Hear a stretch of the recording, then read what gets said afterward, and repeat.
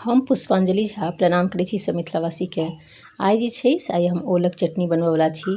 जेना कि गर्मीके छुट्टी भऽ रहल छै भेल छै तऽ एखन सब आदमी जे छै से गाँव आयल हैब आ गाँवक चीज जे छै से खाइमे बहुत नीक लागै छै जे पहिले खाइत हैब। आ शहरमे तऽ एतेक नहि लोक कऽ पाबै छै, ताहि दुआरे छै से हम ओलक चटनी बना कऽ देखा रहल छी। बहुत नीक लागत खाइमे और बहुत यूनिक बनि कऽ तैयार होइ छै चटनी।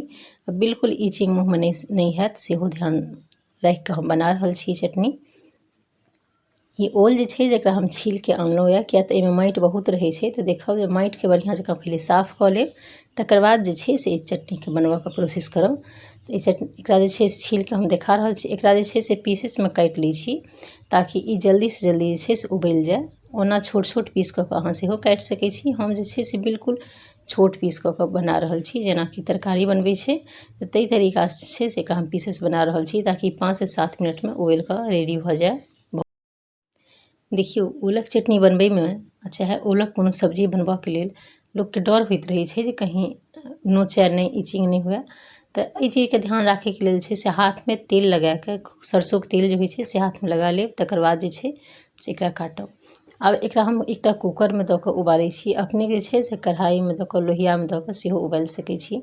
1 गिलास पानि दऽ देलियै आ एकरा सेट कऽ दै छियै। तऽ देखियौ, एहिमे सीटी जे छै से बेसी लगेबाक नहि छै। 1 से 2 सीटीमे जे छै से ई बनि कऽ रेडी भऽ जायत। तऽ हम गैसके फ्लेम जे छै से मीडियम राखलहुँ है और एकरा उबालै छी। लगभग 1 से 2 सीटी लगाबिते जे छै से एकरा बंद कऽ देब। लगभग 2 सीटी लागि गेलै है। आब एकरा हम बंद कऽ दै छी, किया तऽ बिल्कुल बढ़िआँ जकाँ सीझ गेल हैत।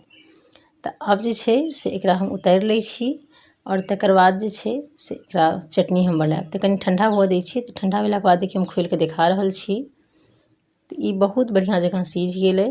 एकरा स्मैशरसँ अपनेके जे छै से स्मैश करब ताकि हाथमे इचिंग नहि हुए। अखन जे छै जेहन प्रोसेसमे चलि रहल छै तेहनमे इचिंग भऽ सकैए, किया तऽ शहरमे तऽ नहि होइत रहै छै इचिंग, लेकिन गाँवके ओलमे जे छै से इचिंग होइ छै हल्का फुल्का। तऽ ओहि चीजके जे छै से ध्यान राखैके लेल स्मैशरसँ यदि अपनेके एनाही तरीकासँ स्मैश करबै तऽ बहुत बढ़िआँ जकाँ भऽ जायत और हाथोमे नहि लागत।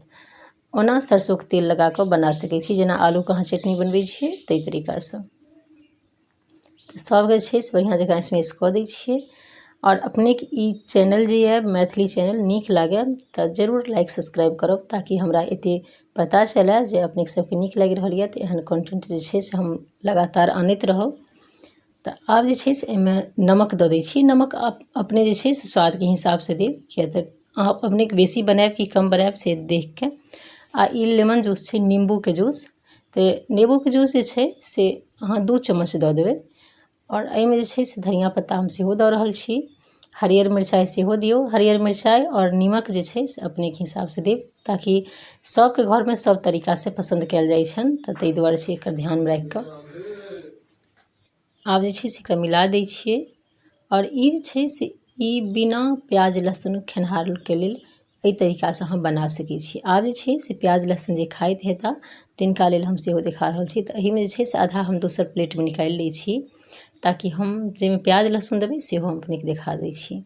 तऽ एहि प्लेटमे जे छै से हम प्याज लहसुनवलाके लेल बना रहल छी। यदि प्याज लहसुन अपने खाइत हैब तऽ एहि तरीकासँ बनायब तऽ बहुत बढ़िआँ लागत। बारीक कटल प्याज दऽ देलियै एकटा, से मिक्स कऽ दै छियै एहि प्याज सबके।